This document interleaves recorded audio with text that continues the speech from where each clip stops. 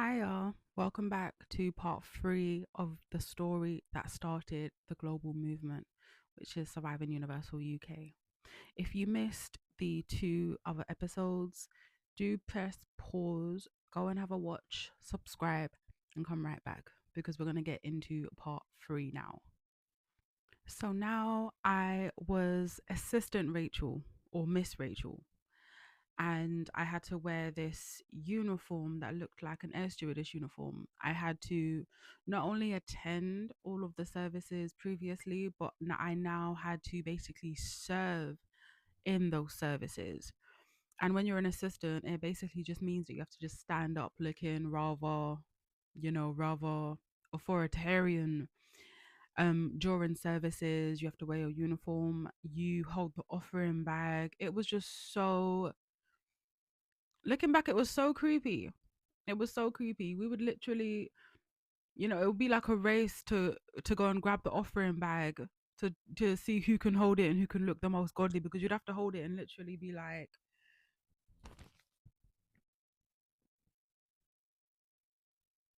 the whole time. They'll be clapping and singing because he lives, and assistant just literally, it was so weird. It was so weird. But in UCKG land, it was the most honorable thing. You had to perform exorcisms on others. And this was the difficult bit because in the UCKG, they groom you to go and basically groom others. So I was, groomed to having these exorcisms and all of these crazy things. And now, age 15, I had to go and perform these exorcisms on my peers. And it was crazy. It was absolutely crazy.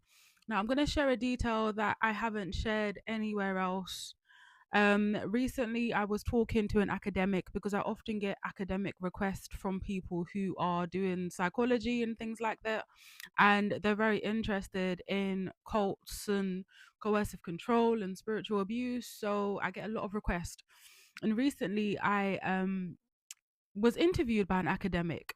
And during that interview, I don't know how it came up, but I remembered something so crazy. So crazy. At the time, it made perfect sense, but it's crazy. So, remember in part two, when I spoke about how during Friday services in the UCKG, it's basically like a frenzy. Okay, it's mass hysteria, very dramatic, very, very theatrical in a lot of ways. So I remember back then it was myself and someone else, and basically what we did, and we were both, assistants at the time, we actually practiced praying for people on a Friday. Like, how crazy is that? We literally went downstairs and we practiced on each other how it would be to pray for someone who is manifesting with demons. It was bonkers. We took turns. And, if the pastor was to walk in, he would assume that one of us is being delivered and the other one was praying. Like, literally, we knew how to kind of move like a demon and speak like a demon and interview the demon. It was crazy. We were literally rehearsing for Friday services because we were that eager and we were armed with so much knowledge of how demons are supposed to act. It was so crazy that we did that. There's a lot of darker sides to being an assistant in the UCKG. And it's hard to explain. And anyone who was an assistant, you'll know exactly what I'm talking about. It's so draining and taxing mentally, spiritually, physically. Whenever the church would need something, the pastor would basically go to the assistants first. Like, for example, in the UCKG, they're big on giving out holy water and holy oil, and they're obsessed with salt. The assistants would be the ones to have to buy all of these things. And we were poor as it is. So we literally had to put money together to raise enough to buy things for the services and, for the church. And at the time, I didn't know that the church was making millions of pounds. According to the UK Charity Commissioner, the UCKG makes between 12 and 15 million pounds every single year. So it's 2025 now. In 2024, the UCKG reportedly made over 15 million pounds in 1 year. Okay, and this is going back 5 years now. They've been making millions of pounds. So for a church to make millions and millions of pounds in itself is, it's really interesting, especially since this church doesn't have a benevolent fund. You know, they don't have any provisions for members who are in hardship. When someone is facing homelessness or, you know, they need support of the church and community, the UCKG doesn't ever meet any of those needs. You know, I remember times when I was in hardship growing up in the church and I couldn't ever rely on the church for anything because they create a space in which you do not dare to even ask. You don't expect it. You don't expect support. They don't give any kind of contributions towards their young people's education. There's no drives for people to come and get uniform, you know, at the expense of the church. Nothing like that. And it's important to understand that that is what decent, healthy churches do. They provide support for those who are in need. They don't just take. They actually give. And in the UCKG, I never received. I never received. Never, ever, ever. So, you know, a church that makes millions, you would think that they would provide for these things themselves, but they never did. It all came out of the assistance pockets. There was a lot of sleep deprivation. Okay. The UCKG, they engage in a lot of hoodoo. I'm going to be honest. A lot of their teaching and ideology, it's strange ideology. It's not biblically sound. It's not even in the Bible. A lot of it is made up. And the reason I say they do a lot of hoodoo is because in the UCKG, they will do these things called purposes of faith. And basically, it's a spell. You know, they'll do things like, okay, so for 7 days, you know, we're going to do this purpose to deliver our family from evil. So for 7 days, you're going to wake up at midnight. You're going to take this salt. You're going to sprinkle it on the bed of your family members. You're going to put this rose underneath your bed. You're going to put this salt at your doorway and in your windows. And you're going to wake up again at 3 a.m. and you're going to pray and you're going to do this. It was a whole bunch of hoodoo, which is crazy because they demonize anything that's not theirs. Like they even demonize practices from regular churches. Like, for example, they don't believe in the crucifix or anything like that. They call it idealization. But there they go, basically idealizing salt. The UCKG is obsessed with salt.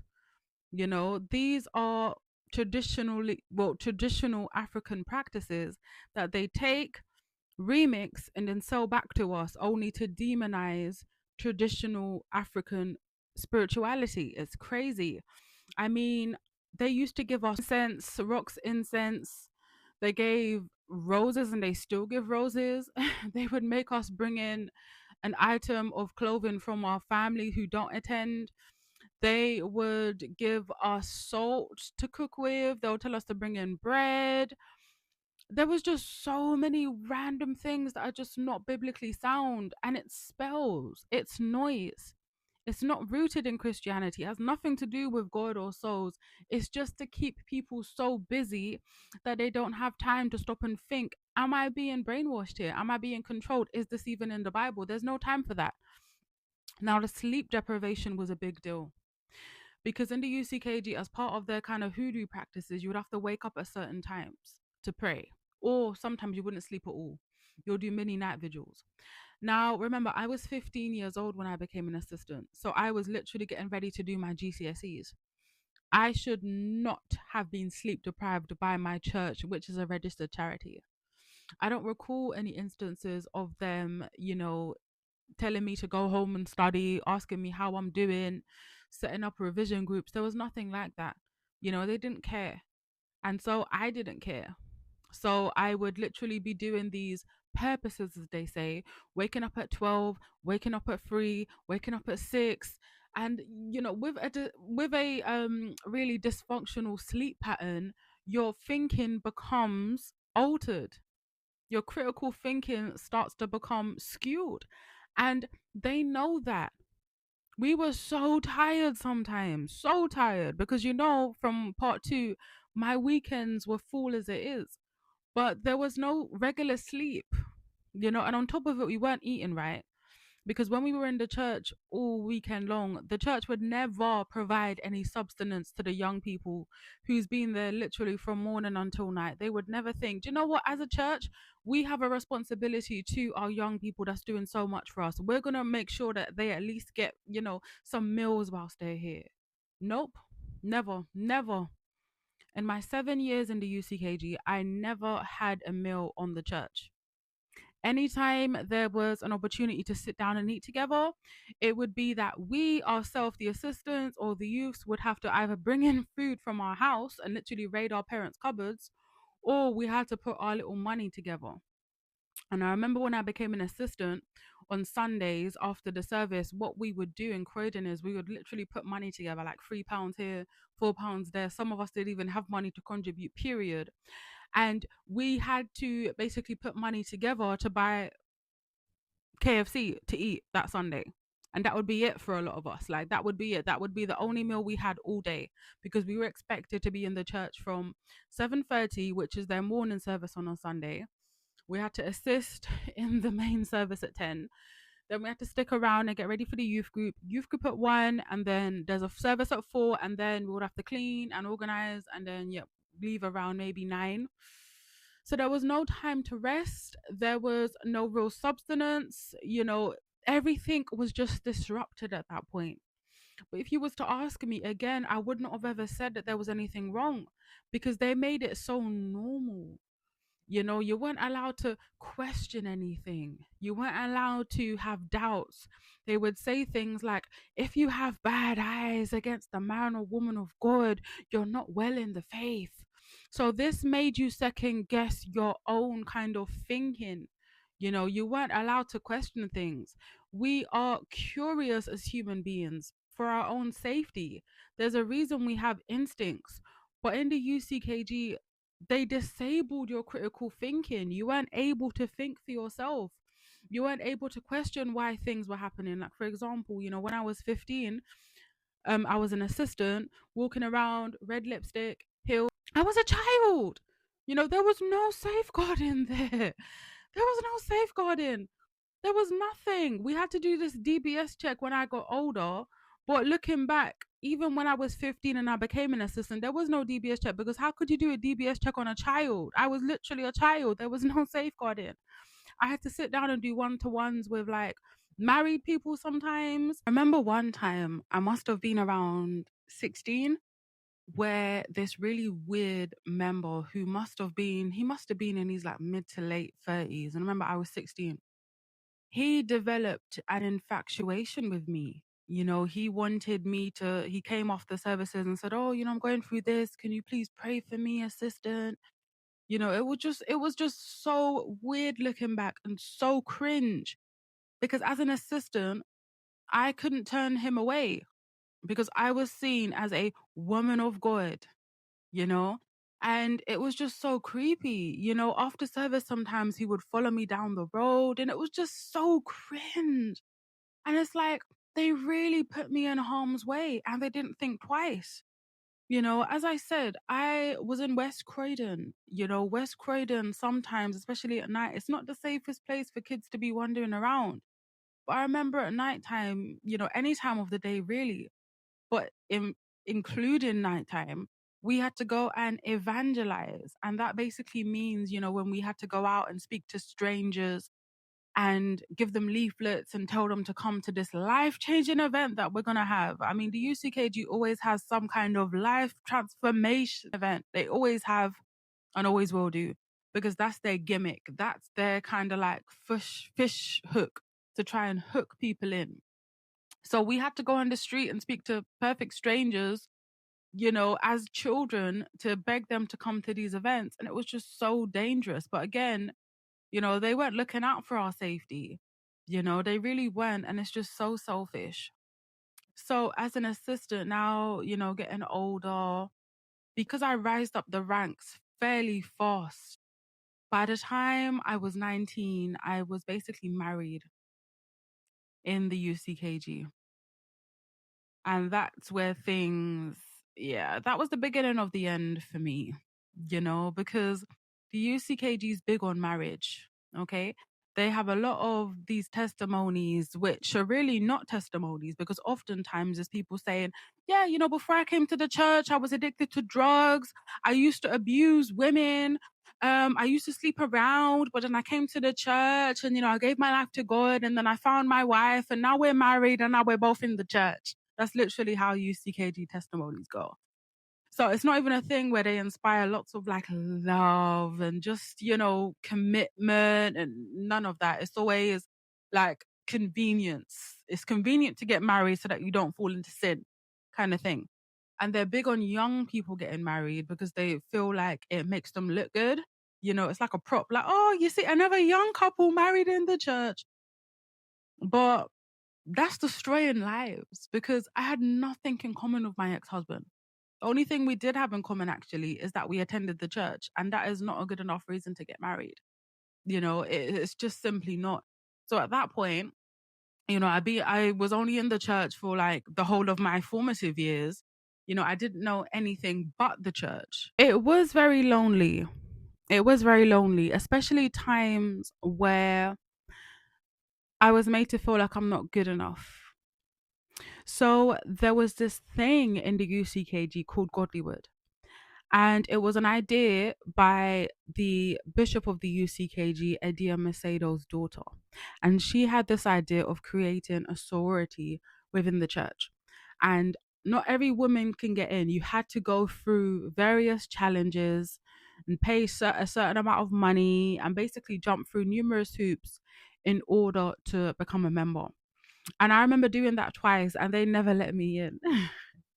They never let me in. But let me tell you, I sunk into a depression when they didn't let me in. Because it's like, if you're not part of this exclusive group, then you're not godly. You are not the one. And that was pretty much when my dreams of becoming a pastor's wife went out the window, because you can only be a pastor's wife in the church if you are in this group called Godlywood. And it was apparent that they weren't going to let me in. So it was like, well, there goes that idea. There goes that. But, looking back now and hearing everything I now know about that group, I'm glad, because it saved me a lot of trauma not getting in, because it sounded horrendous. I mean, even though I weren't in the group as an assistant, I still had to obey by its rules. So I weren't allowed to wear certain colored nail polish. I weren't allowed to wear thongs. I weren't allowed to have friends with anyone who didn't go to the church. I mean, there was a whole thing called no list, in which was basically a set of rules or things we weren't allowed to do.